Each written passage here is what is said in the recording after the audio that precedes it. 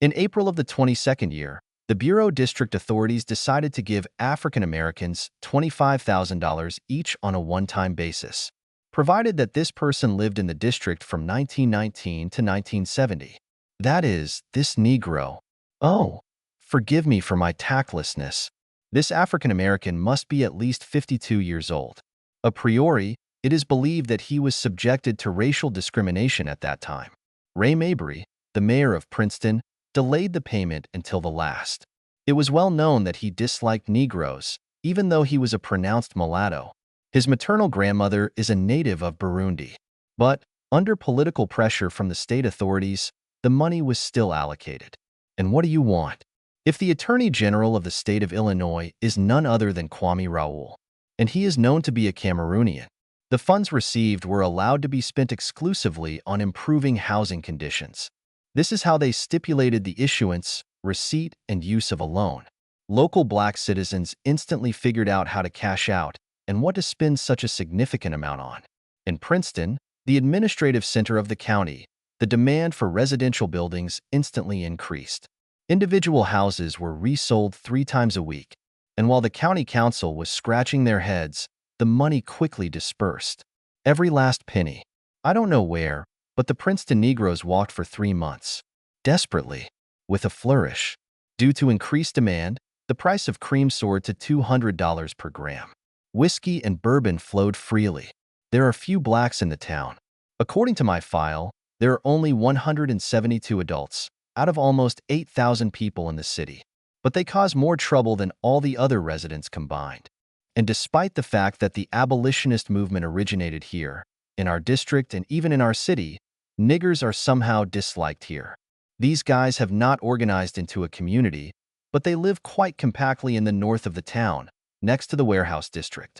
In May, on Sunday duty, I got a call from Harper Bailey, an emergency dispatcher. Gardner, she told me, there's been a call from County Road. House 18. Go and take a look. Something strange happened there. The challenge is accepted. I'm leaving, I replied formally. After taking the styling, I went on my neon to the Northern District. The house was located near the IL-26 highway, so I got there quickly. These were 2 severe cases of alcohol poisoning. One is hopeless. The dark-skinned guy of about 25 has already turned gray. When I entered the room, a drunk woman, by the way, a white one, pointed with a theatrical gesture at the men lying on the floor and with unexpected arrogance announced in a slurred tongue, "Here, one is ready." I felt the carotid artery. Really ready? The second Kakolo, older, was lying next to him on the long unwashed floor, unconscious. Following the protocol, I injected 20 micrograms of adrenaline into the guy's heart muscle, although it was absolutely obvious that this would not help him anymore. And he began to work for the elder. While I was messing with the young one, the second one, the one who was older, stopped his heart. I ran to the car to get a defibrillator and a breathing bag and managed to resuscitate the victim. Both breathing and SD were restored. He should have been taken to the Santa Clara. I tried to find out if the patient had an insurance policy, but I couldn't get anything out of the drunk woman. According to my file, the owner of the house is Paul Farrell, a white man of 42 years old. He's almost my age. What kind of Negroes are trying to kick their hooves in someone else's house, in the territory of my responsibility? The devil knows. I called Harper and explained the situation. She promised an ambulance from HRSA Medical Center, but only in half an hour. Everyone is on field trips for serious cases. And the police are coming now. Well, all right. Let them figure it out. I am just a family doctor, acting according to the agreement of my clinic with the mayor's office on emergency cases. Yes, I must say that Camille Milford, the former administrator of the clinic, turned 65 last February and retired, having previously asked me to temporarily do administrative work. Naturally, with registration with the Department of Health and an appropriate salary supplement. 6 months later, in August, I went to see her at North Place and asked when a new administrator would be appointed to the clinic, to which Mrs. Camilla asked in surprise, "And why? You're doing great. I've already found you an assistant. And who is this? If it's not a secret, you know him. You completed your residency together. Does the name Fyodor Telnu mean something to you?" Oh my God. Not this one. Camille was surprised. What's wrong with him? What do you mean? He's Russian. Well, so what? He speaks English perfectly, completely clean without an accent. I'm afraid he'll undermine the reputation of the office. You know how Russians are treated. And we won't tell anyone that he's Russian. And we will strictly forbid him. That is, and he is strictly well. We will advise you. We will strictly advise him to keep quiet about his origin. I agreed. I'm just tired. Combining paperwork with the practice of a family doctor is difficult and outrageous. I almost stopped being at home. Why was I confused by Telno's appointment? It's just that once I had a chance to observe his conflict with the company of some freaks, we, 6 guys from the residency at the Illinois Medical University, celebrated the birthday of a fellow student. And then, to our bad luck, a group of local punks wanted to scratch their fists. They started making silly claims and hurling insults, looking for a fight. Then Fyodor stood up, with an absolutely imperturbable look, and quietly said something like this: I am Russian, and I will be for you Ebelniki Porvat. Personally, I did not understand the last words spoken, and here the company Porvat, and moreover, an electronic link to it. But it sounded like that, with such animal intonations that the hairs on my arms stood on end. And our abusers raised their hands. Sorry, dude. Sorry. Everything is fine. We're leaving. Well, that's it. Not only had I been the administrator of the Yanni Milford Clinic for 6 months at that time, with all the ensuing consequences, puzzles, and troubles, but now this. Tell now. Now everything is going normally in the clinic, without any excesses. But at that moment, this appointment bothered me a little. While the local coroner Dylan Moore was examining the scene, Karen Bonjaman, a police officer, and I were drawing up a protocol for examining the scene and interviewing witnesses. The woman who participated in the drinking party had already sobered up a little and gave more or less intelligible testimony. The essence of the matter is simple. 3 drinking buddies, using money received from the municipality by a certain Tyler Taylor, the same black man of 55 years old, rented Paul Farrell's house for 6 months. They had been drinking the remaining, very significant amount safely for a month, enjoying the abundance that had fallen on them. Everything would have been fine, but the guys were thrilled with the junk. We decided to go for a walk. So much for the full program. They knew perfectly well what happens to a person mixing heroin and alcohol, but, as my colleague, an old acquaintance, and now an employee of our clinic, Fyodor Telnow says, the sea is knee-deep to a drunk. By the way, this is a very accurate definition. And so, the trio decided to take a chance. An intravenous dose was administered and aristocratically washed down this case with tequila. However, the woman realized at the last moment what such daring would lead to, and refused a heroin injection. That's why I stayed alive. Looking ahead, I will say that her husband, the eldest member of the booze, Tyler Taylor, was also not saved. He died on the way to the clinic. Officer Karen finished taking my statement, and I went out into the driveway. It was time to go back to the clinic. My wife's AP was standing by the hedge. She came over, raised one eyebrow, and asked, Timmy, what are you doing here? Darling, how did you end up here? I asked a counter question. I took the pantsuit to Walnut. I see, and I have a challenge here. Alcohol intoxication. One is already dead, and the second one seems to be on the way. Are you a little worried, my dear? Hugged me. Well, yes, Delia nodded. I see your car. The police are nearby. Then she started up. Wait a minute.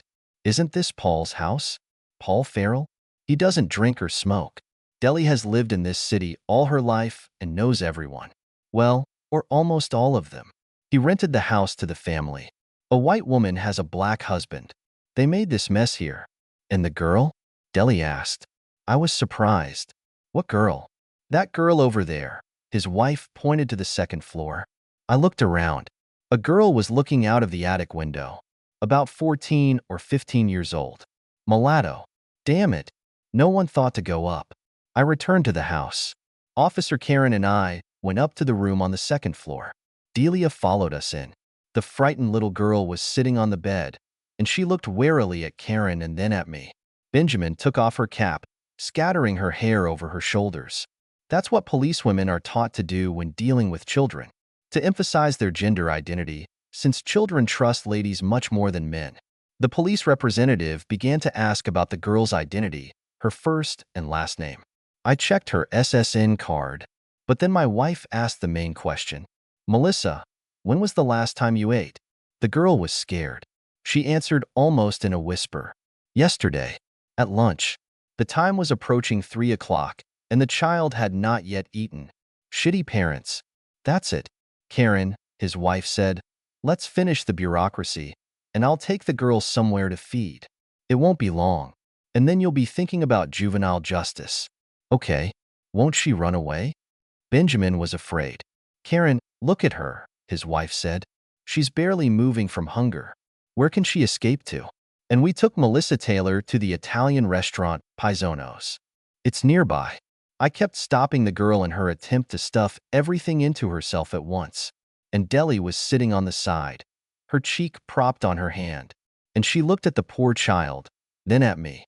I knew that look. I remembered him. She also looked pleadingly into my eyes when she wanted to make Pauline her daughter. And I also knew that Deli would not back down. Sometimes, in particularly serious cases, she showed amazing tenacity. I sighed and asked a question. HM, 5 of them. Can we pull this off? I'm not talking about money.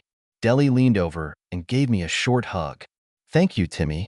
It's good that you understand me even without words. I think yes, we can. That's how it all happened. We were familiar with the intricacies of the adoption procedure. We've already been through this once. We didn't even involve a lawyer in the procedure, like last time. Only at the very end to notarize the fact. As it is, Delia did everything herself. In fact, the girl was 17 years old. She turned 18 this December. She just looked like a 14-year-old child. By the way, there were no problems with her mother, Amanda Taylor. I just talked to her calmly, kindly, and we agreed that Melissa's life with us would be calmer and more secure than with her mother wandering around the state. Delia and I didn't even think about challenging Amanda's additional custody of her daughter. Before parting, Taylor vowed to assure her daughter that she would go to treatment for alcoholism, get a job, and, perhaps, she would have a chance to reconnect with Melissa. Both were crying and hugging like a daughter with her mother. You know, kids love all kinds of parents. Heartless tyrants, violent alcoholics and drug addicts, pathological rapists, and all sorts of non-entities. Children love them without conditions and requirements, just because they are their parents. How can you cripple the psyche, body, and life of a child who loves you wholeheartedly? What a double heart one must have. What a freak one must be. Condemning one's own child to misfortune. I am ready to give my last drop of blood and my very life for the sake of my daughter's well-being. And these. Amanda, having lost her husband and adopted son, seems to have come to her senses and rethought her life. At least she had not touched alcohol for a month and began to look like a woman, and not like an out-of-the-way marginal.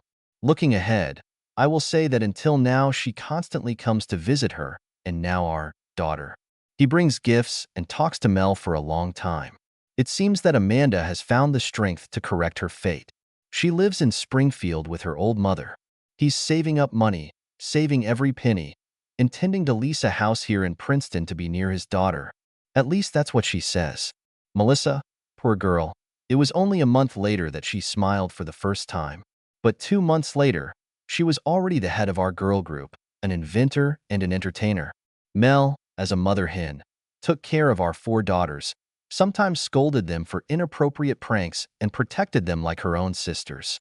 Thank God, and thanks to her mother Amanda, that Melissa was not involved in her family's alcoholism and drug addiction.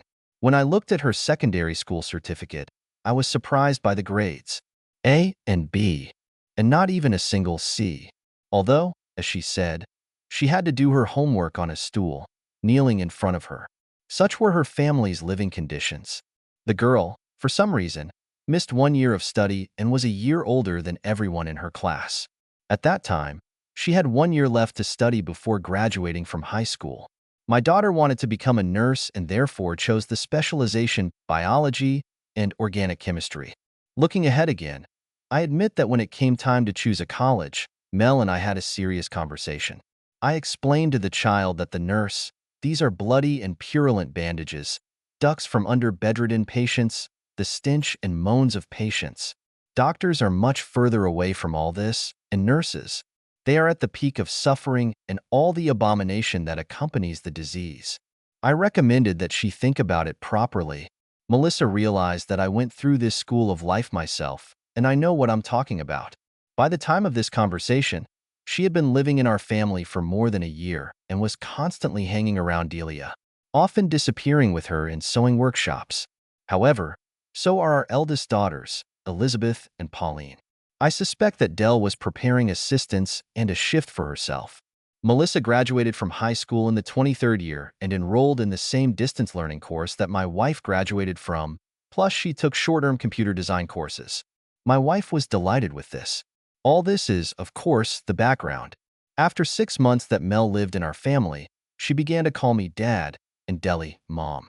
And somehow instantly she turned from a skinny, ugly duckling into a beautiful Australian swan.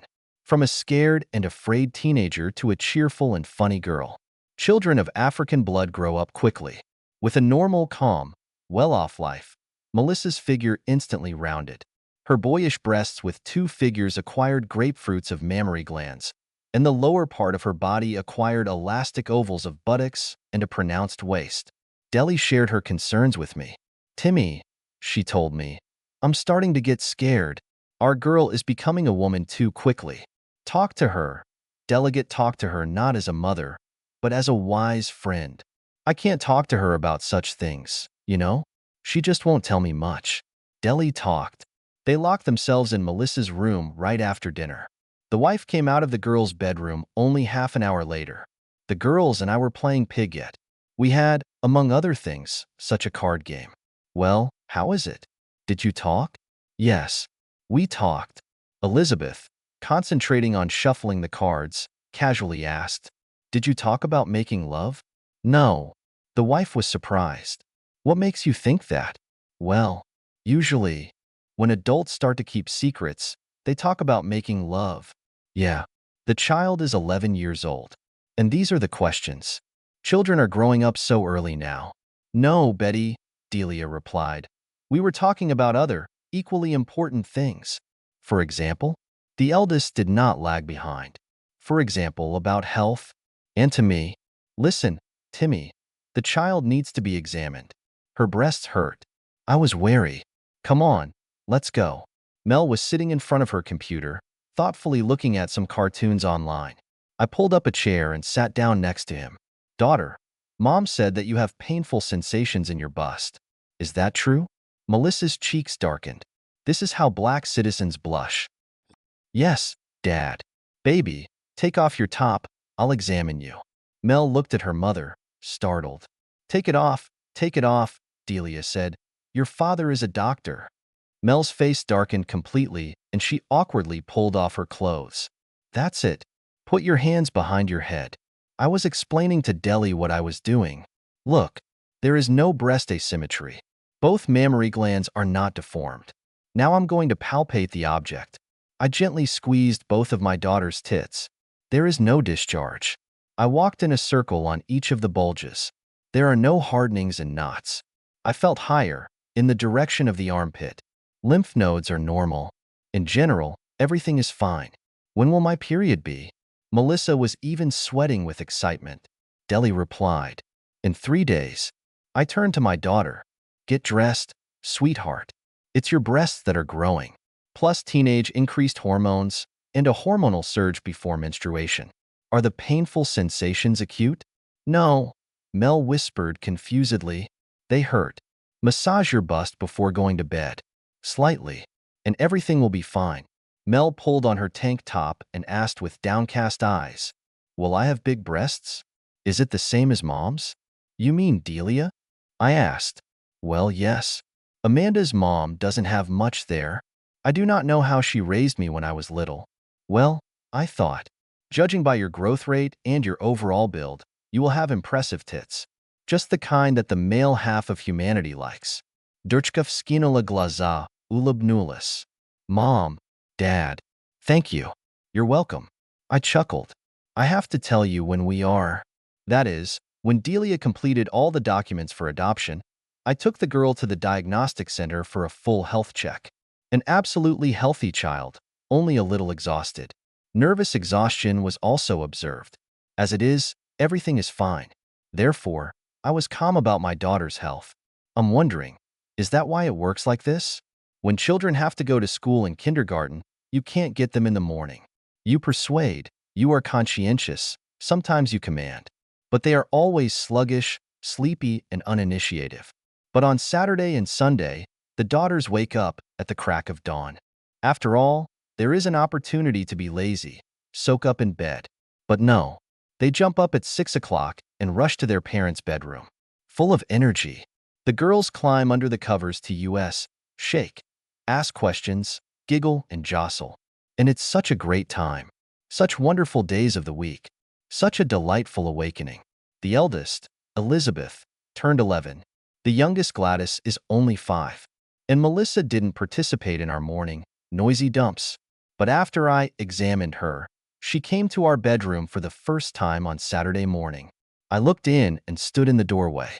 The screams, and scuffles subsided. Everyone turned to Mel, and Delia said, "Melissa, my daughter, why are you up? Come to us." And the daughter quickly climbed under the blanket from her mother's side. The next day, she enthusiastically participated in the morning Sabbath, giggling and tickling her sisters. The following Saturday, as always, we were woken up by the sound of bare feet and giggling. "Great," I commented. The whole team is assembled. Melissa came to the bed on my side, carefully climbed under the covers to me, snuggled up, resting her curly head on my shoulder, and fell silent. She was watching the kids romp around in a relaxed way. Dell and I briefly exchanged glances, but said nothing and did nothing. The next day, the situation repeated itself. Only Mel, in addition, snuggled up to me and put her foot on my stomach. And we also pretended that nothing special was happening. Big deal. The daughter snuggled up to her father. And there doesn't seem to be anything wrong with the girl turning 18 in a month. This situation was repeated on other weekends. And everything would be fine, but I was upset about the reaction of my masculinity. On the one hand, I knew that this was a normal response of the male body to the proximity of a young hot girl's body. And on the other, I thought I could control everything, all of yourself and in all situations. But no, it turns out there are times when my nature responds regardless of my will. One day, Melissa, crawling under my blanket as always on Saturday, put a foot on me and grazed my knee. I'm ashamed to say why. Damn, I was ready to sink through the ground. And Mel pretended that nothing had happened. Although she obviously understood the piquancy of the situation, she sighed contentedly, shifted a little, snuggled closer, and, closing her eyes, smiled. I was shocked, and I realized that every day, my Melissa snuggled closer and more openly to me. It was as if she was trying to define the boundaries of what was allowed, and it was as if she was checking my availability for, God knows what for. Is it for making love? Yes, no, I thought. It can't be. The girl understands perfectly well that such things are impossible. Heck, I urgently needed to discuss the situation with Deli, but work, household chores, and the constant presence of our daughters around us somehow did not give us time for a thorough conversation. On a Saturday November day, sunny and cool in autumn, we went to the Apollo Cinema to watch the new children's film Mummies. The children laughed at the adventures of the heroes, and I caught Deli's eye. She pointed at the exit with her eyes. I understood everything, and we slipped out of the hall, warning the girls that we would be back soon. My wife and I sat down at a table in a cafe near the cinema. Deli, I hope you understand what's going on. I'm not stupid. Of course I understand. I just don't understand what to do. She held up her finger. But we won't give Melissa to anyone. We will not try to get rid of it. I won't let you do that. Understand, Timmy, this is already my child. Stop, Oop. I interrupted her. Darling, how could you think that of me? And I didn't think that about you. My wife shrugged her shoulders. I just indicated my position. So what are we going to do? We will think about how to get out of this situation without losses. Well, his wife nodded. That's a good idea. Tell me your thoughts. As I understand it, The girl faced care and family affection for the first time in her life. It was the first time she had encountered a normal man. As a result, it turned out, Delia looked sternly into my eyes. Timmy, let's call a spade a spade. The girl fell in love. You can't push her away. The consequences can be catastrophic. We must somehow try to explain everything to her delicately. Oh, Delaware. What are we going to explain to the child? That such love is criminal? That these attempts should be stopped? Explain what? My God, I never thought that this would happen to us. And then it dawned on me. I even choked on my coffee. Delia, we need to find her a boyfriend. So what? His wife stared at him in disbelief. Do you think she'll love the first guy we introduce her to? I mean Ashura. Delia snorted. He's Jewish. He can't resist our chalk. Well, he's actually a good guy. Smart. Reliable. And his parents are respectable people too. Just how they would treat a girl with dark skin. Oh, Del, it's not that dark, if you look closely. And we, for half an hour, planned the operation, codenamed Issermel. Now we need to tell you who Isser is. Isser Lifshitz is a 20-year-old guy with a typical Jewish surname and physiognomy. He looks like an ordinary young man until he starts talking. And this is his, yes, you say, or still no. Immediately gave away his ethnicity. He once bumped into my wife at a city charity event. It turned out that Isser studied the same way Delia studied, remotely, at the same University of Illinois, only at the Faculty of Mathematics and Information Technology. Both Delia and Isser had several subjects taught in common. And this guy, like a true Jew, was happy to receive free advice from my wife. He came to us at least a couple of times a month as a neighbor, since he lived with his parents on North Church Street, not far from our house. He was constantly asking questions, and Deli was happy to answer him. When I hinted to my wife that it was time to charge for her information, she snorted. Timmy, how much do you think he's willing to pay? Well, at least 100 in 1 hour. Deli smiled wryly. Is that 200 or 300 a month? With my earnings, I want to earn for such a small thing. Timmy, I see this as a charity. Take it as well as you. I must say that by the age of 23, Delia was already earning more than me. In 2022, she came out with almost $400,000 per annum. People came to her for clothes from all over the neighborhood, and she prudently patented her principle of creating models. 2 companies have already bought the right to the technology from her. She's a smart girl. The relatives of our Jewish boy were really respectable. Isser's father, Kalif Lifshitz, traditionally kept a jewelry store for Jews. Mom was reputed to be a decent housewife, and their son dreamed of becoming a great programmer. Well, that's a good choice. Not as good as, for example, a family doctor, but it will do. My wife and I considered the Lifshitz offspring a worthy partner for our Melissa, and they began to implement the plan. When Isser came to Mrs. Delia with some questions, and she whispered to him at the computer, I offered to have a cup of coffee with milk. The guy agreed. Deli referred to some concerns, got into her old AP, and drove away. And I immediately took the bull by the horns. Isser, how do you rate our girl? Isser looked up in surprise. You mean Melissa? Yes, exactly her. Sir Gardner. Isser was embarrassed and even blushed. Your daughter. She is, I tell you, a charm. Wow, I thought. The boy is interested. Great. And continued. I see the way you look at her, and I'm surprised. Why don't you invite her anywhere? I'm Mr. Gardner. Here he cleared his throat nervously and resolutely went into frankness. Mr. Gardner, I'm afraid. I tried to talk to her. She was very sarcastic towards me. I chuckled. Do you think the girl will immediately rush into your arms? How old are you? I'm sorry for the indiscretion. It's almost 20. When? In December. Mel turns 18 in December. Mr. Gardner, your daughter.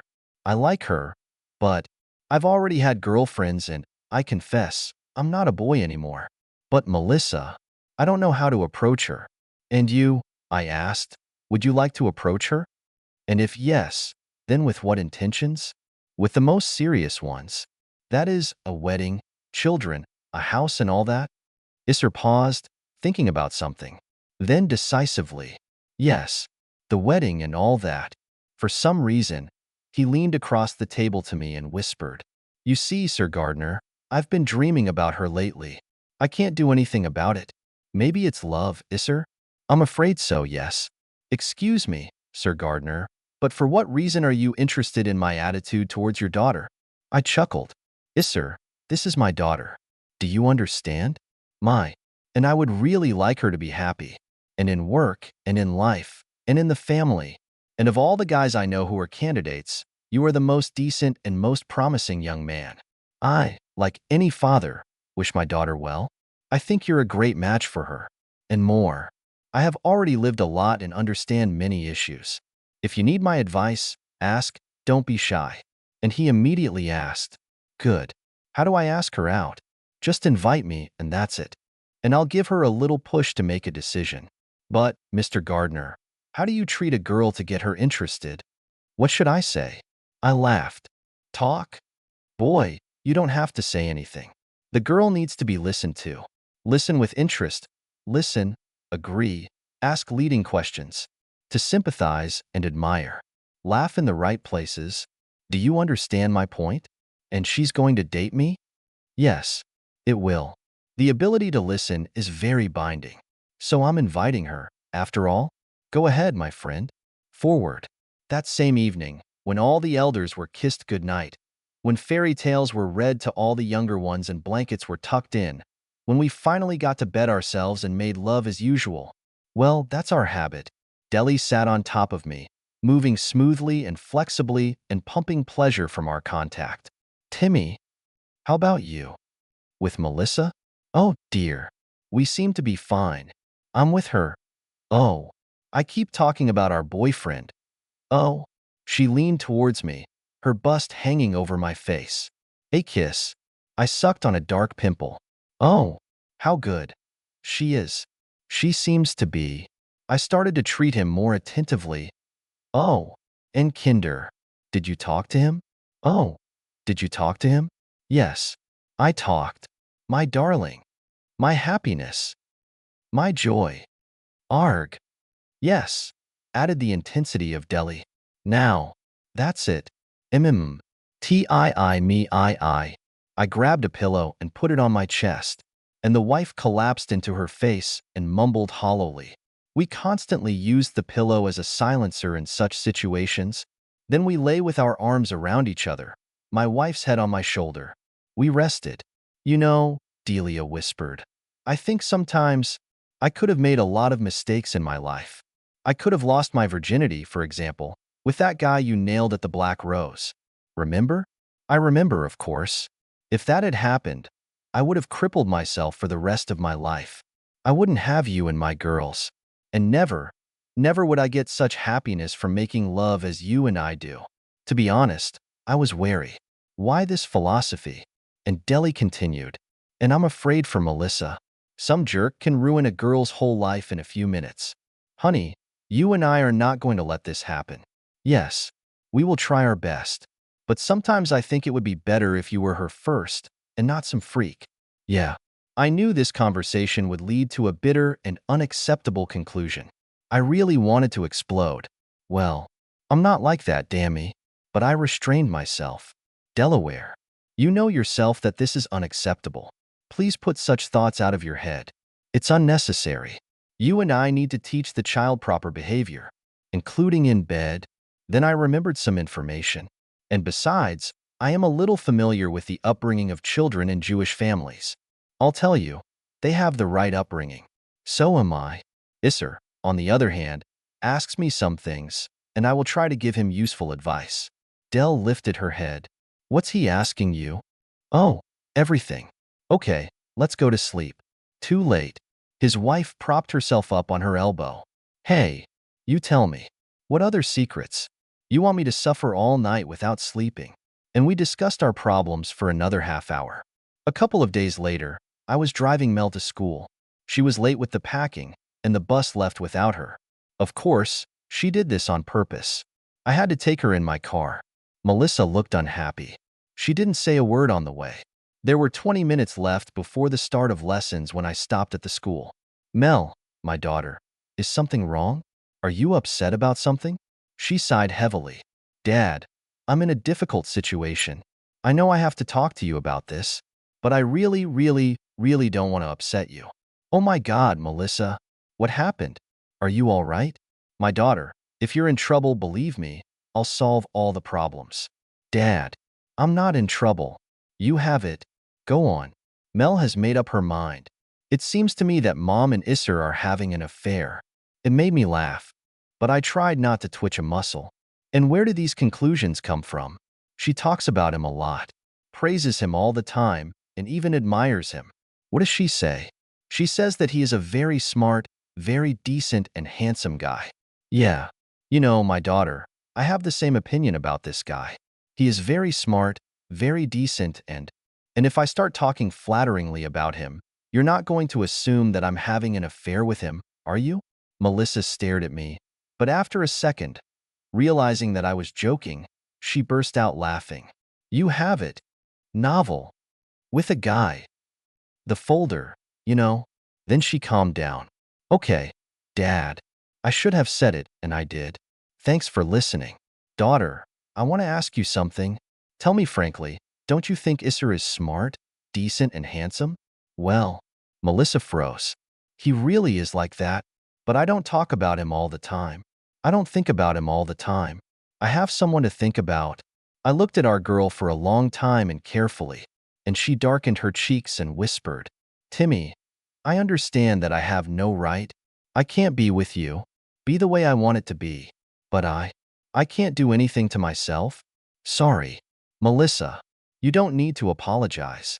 I understand everything perfectly and I believe that you'll be fine. You are a wonderful girl and you will be happy. Thanks, Dad. Thank you. That's it. I went. I hugged her and kissed her on the cheek, the color of coffee with milk, smelling of vanilla. This Jewish boy and our daughter started dating. The first time Alyssa was invited to a movie, she was dubious about the offer. But Delia told her, Mel, no one is forcing you to treat this like a wedding. Go. Just get some rest. Have fun. Melissa, as a true woman, immediately stated, I have nothing to wear. And Deli took her to her workshop, and she returned half an hour later in a gorgeous beige dress. One day, about a month later, after returning home from another date, the question, well, how is it? She replied, Dad, he's wonderful. Well, that's great. By March, we realized that our couple was doing well when she got gold earrings. And the question, from where? She proudly replied, Isser bought it. But most importantly, Jewish intonations began to slip into her conversation. I still think Chalk. She's a very perceptive girl. She adapts and adapts quickly. And so, the end of March, Friday. After dinner, the children went to their rooms, about their business, and Mel helped her mother clear the dishes and sat down at the table again. Mom, Dad, I'll distract you from your attention and ask you to sit down. We obediently sat down, suspecting that the message would be epical. So, the daughter began. Mom, Dad, I do have something to talk about. Both my wife and I smiled at this statement of the question, and our dark-skinned girl continued, Of course I know for your concern for me, and my gratitude has no limits and all that. So, if we are closer to our business with you, tomorrow is a holiday, Tu B'Shvat. Isser will come and invite all of us to the Davetown pub restaurant to meet his parents. They will, I hope, persistently ask for my hand in marriage, and I will answer, after all, by agreeing to their claims. Involuntarily, my smile grew wider and wider. Looking at your satisfied faces, I hasten to disappoint you. We will pay for ourselves. And since there are 7 of us, maybe we should cut the personnel after all? Deli and I couldn't stand it. We burst out laughing. And Melissa scolded sternly. I resent your merriment. I don't notice anything funny. Daughter, I reassured her, you don't notice anything else. Do you sound exactly like your belover? Mel was confused, and Deli added, Don't worry about the money. Tell Isser to tell your future fathers-in-law that we will pay for everything ourselves. For everything. You're in such a hurry to get rid of me, Melissa said, offended. No, my daughter. We are in a hurry to arrange your happiness, and parroted, still. He. Come to me. I'll hug you. The meeting of the relatives was successful. I must say, that I called the owner of the Davetown pub, Frank Bjorn, and discussed with him the rental of the entire hall for the evening. We haggled a little and agreed on $3,600, with a full range of services. The whole family drove up to the place at 6:40, 20 minutes before the start. A distraught Tellnow couple stood at the door. Fyodor and his wife Karina. They wanted to spend Saturday night in a pleasant environment, and here it's such a bummer. It's closed here, my colleague explained to us. Good evening, Mr. Fyodor, Mrs. Karina. I'm sorry, but we ordered the whole salon, I explained. But I invite you to sit with us for the evening. We're getting engaged here, you know? Melissa? Fyodor asked. She is. Delia sighed. She took Karina by the arm, picked up Melissa with the other hand, and entered the hall. The evening was going well. We ate, drank, danced, and talked about everything. We had not yet reached the main event when three black guys burst into the hall, even though there was a sign on the door saying closed. We moved the tables and sat enjoying food, drinks, and socializing. And that's it. The two waiter boys somehow shrank back and retreated to the kitchen door. And the trio brazenly approached our company. One, apparently the main instigator of this démarche, lanky and thin, said, addressing everyone, "You, white slugs, remember that this," he pointed at Melissa, "is my chick. Is that clear? Whatever you're up to here." I tried to short-circuit the guests. I said, "The guy, this is my daughter, and she will never be your chick. Do you understand what I said to you? She's a girl, and you go and look for yourself at least a heifer, even a cow. You don't belong here." The Negroid smiled wryly and wanted to object, but then Fyodor got up slowly. He wiped his lips with a napkin and looked at the newcomers from under his brows. It was creepy to see his intelligent district doctor's face turn into a mask of a professional killer. He croaked with the intonation of an angry wolf, his famous aim rush. I probably wanted to add something else, but the guys were blown away. They were just standing in front of us and suddenly they were laughing. Only the door slammed. It's just amazing. And Tellnow straightened his jacket, patted his Karina on the arm, smiled at her, sat down and calmly began to eat lamb ribs. I looked at the children. My girls stared at Fyodor with delight. Wow, I thought, my gang has a new idol. And I asked Melissa, "Daughter, do you know them?" "I don't know two of them." And this one who spoke. "This is Piper. We were in the same class. And he was bothering me all the time." And she turned to Isser. "Honey, you don't think I have anything to do with these niggas, do you?" "Oh, Melly, you're 200 floors above these twas." He looked at his mother with some fright and continued, "These impolite citizens. What's next?" And then, in 6 months, the wedding. At the same time, Melissa had 2 wedding ceremonies. The first one is in the Catholic Church of St. Louis. Nothing significant happened there, except that Amanda had to be soldered off with valerian. This is when Melissa, in her word, said that she has 2 moms, and she loves both madly. The second ceremony took place in the courtyard of Isser's parents' house. Oh, I learned a lot of new things there. For example, what is Nijuin and Hupa? There was also a somewhat incomprehensible incident. When the rabbi, after all the conventions of the ceremony, the bride walks around the groom 7 times. Then wrap the bride and groom in the same rug. I don't know what it's called there. Well, that sort of thing. In general, when everyone sat down at the table, the rabbi asked if the bride was ready to join their family and go through the Geur. Melissa joyfully replied, "Yes." "And what is it?" I don't know why, but the Jewish guests were laughing. We were sitting with the whole family at the table on the bride's side, and Elizabeth asked me in a whisper, "When I grow up, will I wear such a beautiful dress too?" "Yes, my darling. Mom will make you a wonderful royal dress, maybe even better than Melissa's. I can imagine you standing in front of the altar in it, and everyone will admire you. And your chosen one will kiss you gently." "Fie, Dad. Stop it." Elizabeth grimaced. "What are you talking about?" And Betty waved it off. "Oh, Mom, that's how we do it. About his own, about a girl's."